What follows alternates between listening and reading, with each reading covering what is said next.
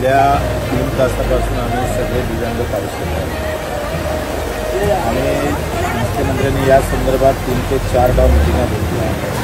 निर्देश दिले, पण त्या निर्देशाचं पालन होत नाही। 200-300 दिव्यांग आमदार निवासच्या वरती पण आहे आणि सारखा धो पाऊस चालू आहे आणि वाट पाहतो सरकारची का या पावसामध्ये या सगळ्या दिव्यांगाचा ज्यांना पाय नाही, हात नाही, त्यांना 1500 रुपये महिना परवडणारा नाही, परवडत पण नाही। तर लाडक्या बहिणीला आपण 1500 देत आहे त्याचं स्वागतच आहे, परंतु जे